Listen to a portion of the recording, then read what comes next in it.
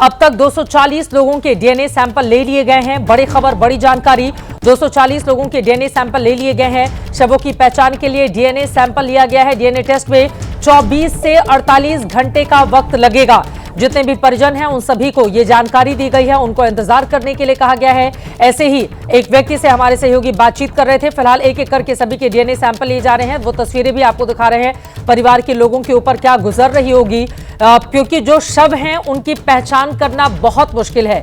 वो पूरी तरह से जल चुके हैं। ऐसे में अब किस तरह से पूरे के पूरे डीएनए सैंपल की ये जो प्रक्रिया है वो आगे बढ़ेगी, कैसे मिलान किया जाएगा, ये अपने आप में एक और बड़ी चुनौती है। ग्रुप कैप्टन यूके देवनाथ जी, इस बारे में मैं आपकी टिप्पणी चाहूंगी, क्योंकि इसी खबर पर हम लोग बने हुए हैं। 240 लोगों के डीएनए सैंपल लिए गए हैं, लेकिन पूरी तरह से शव, जब उसमें कुछ बचा ना हो, सिर्फ राख या फिर हड्डियां जली हुई दिखाई दे रही हो, कैसे मिलान किया जाएगा? देखिए, डीएनए टेस्ट मैं दर्शकों को बताना चाहता हूं और उनके थ्रू जो परिवारजन हैं उनको भी बताना चाहता हूं कि डीएनए टेस्ट एक लंबा प्रोसीजर होता है, उसको शॉर्टकट नहीं कर सकते हैं।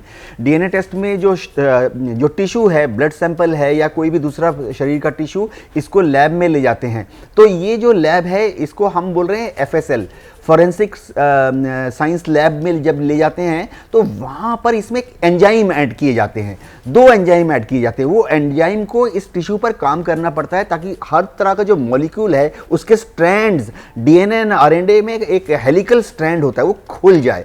जब वो खुल जाता है तो एक तरीका होता है कि उसमें जो मार्कर्स हैं, देखिए हम क्यों करते हैं, हर परिवार में कुछ ना कुछ खासियत होती है, तो इनको डीएनए मार्कर बोला जाता है।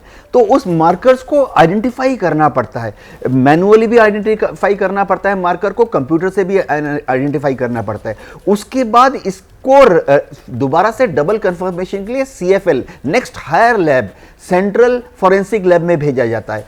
तो ये समय लगता है। सीएफएल में भी जब डीएनए हो जाता है क्लियर, उसके बाद उसकी एक लीगल मेडिकल रिपोर्ट तैयार होती है। वो लीगल मेडिकल रिपोर्ट जब अप्रूवल देती है, उसके बाद ही उस सैंपल को हॉस्पिटल में कंपिटेंट अथॉरिटी के पास भेजा जाता है। मैं अभी परिवारगण बहुत ही परेशान थे, जाहिर बात है, बहुत ही नॉर्मल नेचुरल रेस्पॉन्स है, वो चाहते हैं शव जल्दी से मिल जाए। देखिए होता क्या है, पास्ट एक्सपीरियंस बताता हूं, क्योंकि एयरफोर्स में भी कई बार इस तरह से क्रैश हो चुके हैं। एक बार जस्ट सोचिए कि अगर गलती से भी एक परिवार का शव दूसरे परिवार में चला गया और वो उसको नागपुर में ले जाके दाह संस्कार कर देते हैं, तो 3 दिन के बाद जब रिकन्फर्मेशन में पता लगा कि यह मिस्टेक हो गई है, तो दोनों परिवारों को समझ नहीं आएगा कि क्या करें। जो एडमिनिस्ट्रेटिव अथॉरिटीज हैं वो तो उनको तो सावधान पोजीशन में खड़ा कर दिया जाएगा। तो ये बहुत ही संवेदनशील मामला है। इसमें कितना समय लग सकता है? देखिए, डीएनए टेस्ट अगर किया जाए सिंसियरली 72 घंटे लग जाते हैं। इसका रीजन है क्योंकि एक स्ट्रैंड्स को नेचुरली खुलना पड़ता है। छोटा सा जवाब और आपसे चाहूंगी, उसके बाद अपने सहयोगियों के पास चलूंगी। शव पूरी तरह से जल चुके हैं। वो तस्वीरें हम अपने दर्शकों को नहीं दिखा सकते, वो तस्वीरें हम सभी को विचलित करती हैं।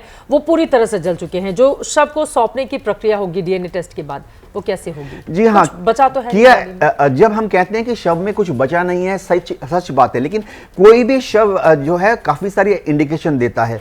क्योंकि जैसे शव है, उसके जो डेंटल पैटर्न है, इसको एक्सरे किया जाता है। मैंडेटरी मेडिको लीगल रिक्वायरमेंट है, क्योंकि हर एक आदमी के दांत, कुछ टूटा है, कुछ खाली है, कुछ दांत का पैटर्न अलग है, किसी के दांत टेढ़े मेढ़े हैं, इससे भी पहचान हो सकती है। इसके अलावा शव में, चाहे शव जल गया हो, लेकिन उसके ऊपर सिंथेटिक वस्त्र या कॉटन वस्त्र के एक आध स्ट्रैंड्स मिल जाते हैं, जिनको कि बहुत ध्यान से चिमटी की मदद से एक एक को तैयार करके कॉटन में रख के सेव किया जाता है, ताकि कोई दूसरे तरह का मिश्रण ना हो जाए। उसके बाद उसको माइक्रोस्कोप में एनालाइज, तो पता लग जाता है कि किस तरह की साड़ी या किस तरह के ट्राउजर पहना था। इसके अलावा अगर ज्वेलरी है तो जाहिर बात है ज्वेलरी मेल्ट भी हो सकती है, लेकिन ज्वेलरी की जो पीस है उसको शव को टैगिंग की जाती है।